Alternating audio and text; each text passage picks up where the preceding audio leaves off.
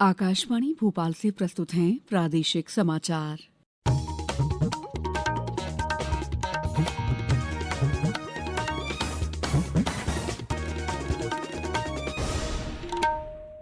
नमस्कार, समाचारों के साथ मैं दीपा सिंह। सबसे पहले मुख्य समाचार। प्रधानमंत्री नरेंद्र मोदी और कतर के अमीर शेख तमीम बिन हमद अल थानी के बीच टेलीफोन पर बातचीत। रास लाफान हादसे पर जताई संवेदना। मुख्यमंत्री डॉक्टर मोहन यादव आज भोपाल में करेंगे साइबर जागरूकता अभियान सेफ क्लिक 2.0 का शुभारंभ। कृषि मंत्री शिवराज सिंह चौहान बोले, अल नीनो के असर से निपटने के लिए सरकार कर रही अग्रिम तैयारियां। 315 जिले हो सकते हैं प्रभावित। और प्रदेश में 2-3 दिन में दाखिल होगा मानसून। आज 42 जिलों में आंधी बारिश का अलर्ट। अब समाचार विस्तार से। प्रधानमंत्री नरेंद्र मोदी ने कतर के अमीर शेख तमीम बिन हमद अल थानी के साथ टेलीफोन पर बातचीत की।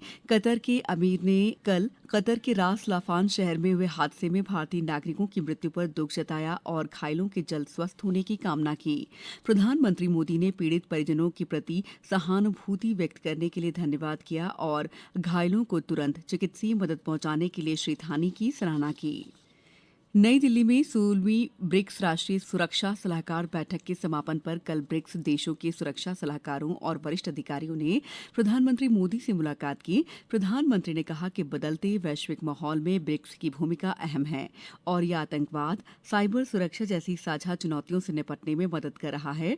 2 दिवसीय बैठक में ऊर्जा सुरक्षा, खाद्य सुरक्षा, सप्लाई चेन और साइबर सुरक्षा जैसे गैर पारंपरिक सुरक्षा मुद्दों पर भी चर्चा हुई। मुख्यमंत्री डॉक्टर मोहन यादव आज भोपाल में राज्य स्तरीय साइबर जागरूकता अभियान सेफ क्लिक 2.0 का शुभारंभ करेंगे। प्रदेश पुलिस के इस अभियान का उद्देश्य आमजन, विद्यार्थियों, महिलाओं और वरिष्ठ नागरिकों को साइबर ठगी और ऑनलाइन धोखाधड़ी के प्रति जागरूक करना है। इस मौके पर पुलिस महानिदेशक कैलाश मकवाना की मौजूदगी में इंडिया चाइल्ड प्रोटेक्शन के साथ एक समझौता ज्ञापन पर हस्ताक्षर किए जाएंगे और साइबर जागरूकता बुकलेट का विमोचन भी किया जाएगा। मुख्यमंत्री प्रदेश भर में जन जागरूकता के लिए साइबर जागरूकता रथ को भी हरी झंडी दिखाकर रवाना करेंगे। केंद्रीय कृषि और किसान कल्याण मंत्री शिवराज सिंह चौहान ने कहा है कि सरकार अल नीनो के कारण मानसून के संभावित दुष्प्रभाव से निपटने में किसानों की मदद के लिए खरीफ फसल के लिए अग्रिम तैयारियां कर रही है। उन्होंने बताया कि देश में अब तक लगभग 43% कम वर्षा हुई है और लगभग 315 जिले सामान्य से कम वर्षा से प्रभावित हो सकते हैं, जिनमें 111 जिले उच्च प्राथमिकता वाले हैं। श्री चौहान ने कहा कि राज्यों को दलहन, मोटे अनाज और तिलहन जैसी कम पानी वाली फसलों को बढ़ावा देने की सलाह दी गई है। मुख्यमंत्री डॉक्टर मोहन यादव की अध्यक्षता में कल हुई मंत्रिपरिषद की बैठक में 5,960 करोड़ रुपए की योजनाओं को मंजूरी दी गई। बैठक में मुख्यमंत्री कन्या विवाह सहायता योजना को 1 अप्रैल 2026 से अगले 5 वर्षों तक जारी रखने के लिए करीब 1,740 करोड़ रुपए की स्वीकृति दी गई।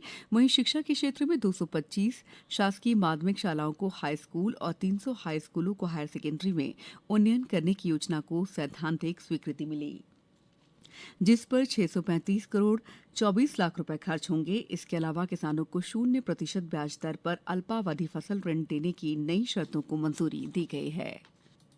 मुख्यमंत्री डॉक्टर मोहन यादव ने कल भोपाल के पास अचारपुरा में 5 दिवसीय शिल्पकार महोत्सव के समापन समारोह को संबोधित किया। इस दौरान उन्होंने कहा कि जनजातीय संस्कृति के संरक्षण के साथ जनजातीय समाज के विकास के लिए राज्य सरकार कार्य कर रही है।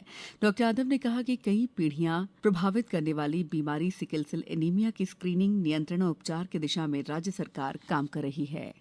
सिकल सेल एनीमिया की एक ऐसी असाध्य बीमारी जिसके कारण से पीढ़ियां बर्बाद हो जाती। यशस्वी प्रधानमंत्री के नेतृत्व में 2022 में जो संकल्प लिया कि सिकल सेल एनीमिया के न केवल स्क्रीनिंग कराएंगे, लेकिन प्रत्येक व्यक्ति को, बीमार को पहचान करके उसकी दवाई, उसका इंतजाम और भावी इस प्रकार से जो पीढ़ी की पीढ़ी बर्बाद होती है उसको बचाने का काम करेंगे। मेरी अपनी ओर से एक बार फिर जनजातीय परंपरा, कला और शिल्प के इस अनूठे मध्य प्रदेश की सांस्कृतिक धरा से आज का ये शिल्पकार महोत्सव अपने आप में शोभायमान हो रहा है।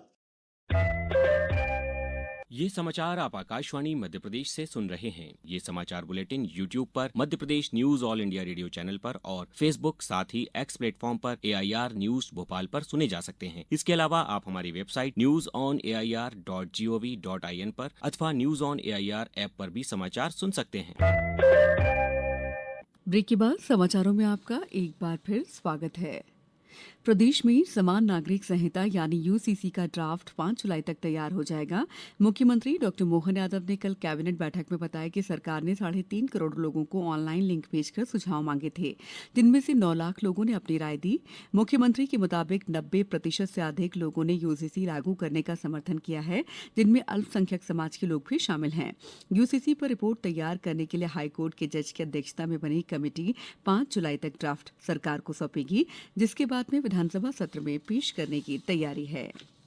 प्रदेश के स्कूल शिक्षा विभाग के अंतर्गत संचालित महर्षि पतंजलि संस्कृत संस्थान ने वर्ष 2025-26 बोर्ड परीक्षा कक्षा 5वीं, 8वीं, 10वीं और 12वीं के परिणाम घोषित कर दिए हैं।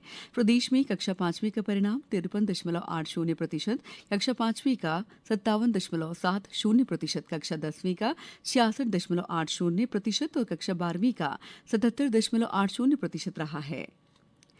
कक्षा 10वीं में शासकीय आवासीय कन्या संस्कृत विद्यालय गार्गी भोपाल की छात्रा रौनक ने 90.50% अंक के साथ प्रावीण्य सूची में प्रथम स्थान प्राप्त किया, जबकि कक्षा 12वीं में इसी विद्यालय की छात्रा सुजाता मीना ने 89.80% अंक हासिल कर पहला स्थान प्राप्त किया। राज्य वित्त आयोग आज भोपाल संभाग के दौरे पर रहेगा और नगरीय निकायों तथा पंचायती राज संस्थाओं की वित्तीय स्थिति को लेकर जनप्रतिनिधियों और अधिकारियों से सुझाव लेगा। आयोग के अध्यक्ष जयभान सिंह पवैया सहित सदस्य वीआईपी सर्किट हाउस में दोपहर 12 बजे से सांसद, विधायक और जनप्रतिनिधियों के साथ बैठक करेंगे। शिवपुरी जिला प्रशासन ने छात्र छात्राओं की सुरक्षा को लेकर कार्रवाई की है। प्रशासन ने कल 8 कोचिंग और शैक्षणिक संस्थानों को सील कर दिया है। कलेक्टर अर्पित वर्मा के निर्देश पर हुए निरीक्षण में कई संस्थानों में अग्निशमन यंत्र, फायर एनओसी और आपातकालीन सुरक्षा व्यवस्थाओं का अभाव पाया गया। कलेक्टर ने जिले के सभी एसडीएम को अपने अपने क्षेत्र में व्यापक निरीक्षण कर कार्रवाई करने के निर्देश दिए हैं। मुख्यमंत्री डॉक्टर मोहन यादव ने प्रदेश के मोहन नागर और भगवान दास रैकवार को पद्मश्री सम्मान मिलने पर हार्दिक बधाई दी है। मोहन नागर को यह सम्मान पर्यावरण और जल संरक्षण के क्षेत्र में किए गए कार्यों के लिए मिला है, जिसके चलते लोग उन्हें जल पुरुष भी कहते हैं। वे बुंदेलखंड की प्राचीन शस्त्रकला अखाड़ा को अंतर्राष्ट्रीय पहचान दिलाने वाले भगवान दास रैकवार को यह सम्मान मरणोपरांत दिया गया है। राष्ट्रपति द्रौपदी मुर्मू ने कल शाम नई दिल्ली में पद्म पुरस्कार समारोह में ये सम्मान प्रदान किए। और अब बात मौसम की। प्रदेश में मानसून अगले 2 से 3 दिनों में बालाघाट, छिंदवाड़ा और पांडुर्ना के रास्ते प्रदेश में दाखिल हो जाएगा। मौसम विभाग के मुताबिक आज प्रदेश के 42 जिलों में तेज आंधी के साथ बारिश के आसार हैं। इसके अलावा नरसिंहपुर में हीट वेव का भी अलर्ट जारी किया गया है। वहीं ग्वालियर, भिंड, मुरैना सहित कई जिलों में गर्मी का असर बना रहेगा। महिला टी20 वर्ल्ड कप में आज मेजबान इंग्लैंड का सामना वेस्टइंडीज से होगा और ये मुकाबला जीतने वाली टीम सेमीफाइनल में जगह पक्की कर लेगी। ग्रुप बी में शामिल दोनों टीमों के अब तक 6-6 अंक हैं। हालांकि बेहतर रन रेट के चलते इंग्लैंड टॉप पर है। दोनों टीमों ने अपने अपने सभी 3 मुकाबले जीते हैं। इंग्लैंड ने श्रीलंका, आयरलैंड और स्कॉटलैंड को हराया, जबकि वेस्टइंडीज ने न्यूजीलैंड और स्कॉटलैंड और श्रीलंका से जीत दर्ज की। आपको समाचार संक्षेप में।